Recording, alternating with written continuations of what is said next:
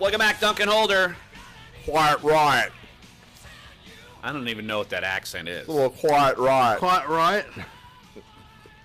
Tell him, Dave. Are you saying quite right? Quiet riot. I don't know what's going on here. It's quiet riot. Dave, you know me. You know it. I'm Jesus. I'm trying to herd the cats over here on Dunc Holder. Good luck with that. Exactly. So joining us, one of our fellow cats here at NOLA.com, the Times-Picayune up in Baton Rouge, Andrew Lopez jumping on the show. Lopes, let's start with LSU basketball, kind of come back down to earth. You've got some player problems, suspensions, 2 kids booted off the team. They go up to Tennessee with only 9 players, and even at full strength, probably wasn't going to be a win. But just assess the program at this rate, and what is kind of the viable record you feel like the rest of the way? How can they do in SEC play? Yeah, right now, I mean, you had it. You looked at it before the suspensions, and you thought all of your home games are still winnable. You come back home this Saturday with Arkansas. You have Ole Miss, Missouri, and Vandy at home. There's 4 more road games. You're at Florida, at Alabama, at Georgia, out South Carolina. Let's just say you split it. You go 4-4. And at that point, you're looking at a 16-13 record, I think. You also have a game against Mississippi State in March. So 17-13, 16-14, I think is achievable still. Maybe because of the depth issues you have now, maybe you lose one of them. But I still think this team finishes above 500, even if it is 16-15 if they lose the first game in the SEC tournament. I still think this team finishes above 500, which you have to take as a win in Will Wade's first year. Lopes, you getting a lot of sleep these days? I don't. What is that? What is sleep? That's fair. Is that when you close your eyes and stop doing stuff? Because I don't I take naps. It's called rest. Resting. You're a cat napper. Let's talk about National Signing Day coming up. Do you expect any big surprises coming up on February 7th, coming up next week? The big thing right now, it sounds like it's going to be if LSU takes James Foster, the quarterback from Alabama, or Mario Goodrich, the cornerback from Missouri. That seems to be what it's going to come down to. You would think that Patrick Surtain is locked in for one of those spots. You still think Jamar Chase is probably in for LSU at this point. Kelvin Joseph is already committed. So at least one spot left in this class for LSU. And, LSU had 6 coaches to go see James Foster yesterday.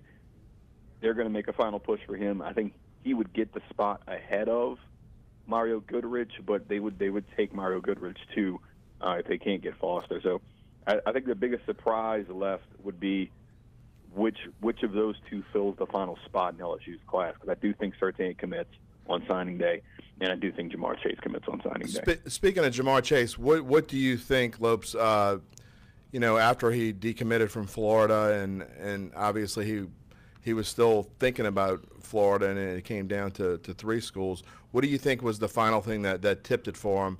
And it's kind of been clear the last few weeks, just kind of listening to the tone of things, that he is going to LSU. What do you think was the last coin that got him to flip to LSU?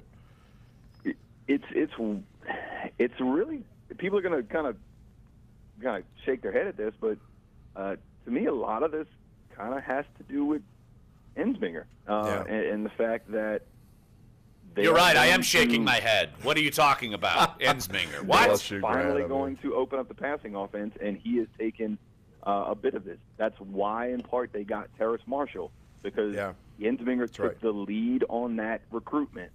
And if you want to know who could have broke the Steve Ensminger is going to be the OC news, it was probably Terrace Marshall's parents, because they knew a while before everybody else. They know they're going to finally open up the passing game the way that they keep saying they have for the last 4 or 5 years. It's going to happen now. And it's going to happen because they have no choice. Okay, you can say it when you have Leonard Fournette in the backfield, but guess what? You're going to hand the ball to Leonard Fournette. You could say it when you have Darius Geis in the backfield. You're going to hand the ball off to Darius Geis. There's nobody that jumps at you like that right now. You have Nick Brosette. You have Clyde Edwards-Helaire. Clyde is more can be a great option as a third down guy, as a slot receiver. Right. Nick hasn't proven it on this level just yet. He's going to get the first chance. And then you got a lot of freshmen. Passing the ball is going to be what they do.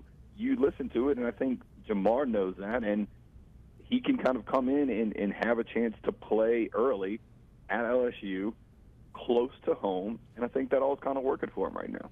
Andrew Lopez covers LSU for NOLA.com and the Times-Picayune, joining us right here on Dunc and Holder. Jamar, he was committed to Florida. When did LSU start getting really the edge on that? You know what? Even with him getting the edge, I mean, they have been in the mix most of the time. They've kind of had some ebbs and flows, and TCU was in the mix for a while, and then he had that whole deal where his recruitment kind of got a little screwed up by the opening when he was out there in the NFL Network.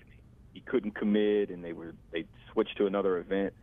But LSU really started pushing for him last summer and made sure, I think maybe in September, after all that kind of shook out, that, hey, you're our guy, we want you. And they've really kind of cranked it up since National Signing Day, since the early period, and going full force. I think November, December is when they've kind of gone on the full press, if you will, to try to make sure that they get Jamar. And now it's down to LSU and Auburn, and I would think that LSU is gonna win that battle. Hey, Andrew, switching gears a little bit, about 15 days away from baseball season starting up. LSU's got a pretty tough gauntlet coming out of the woodwork with Notre Dame at home and then hosting Texas.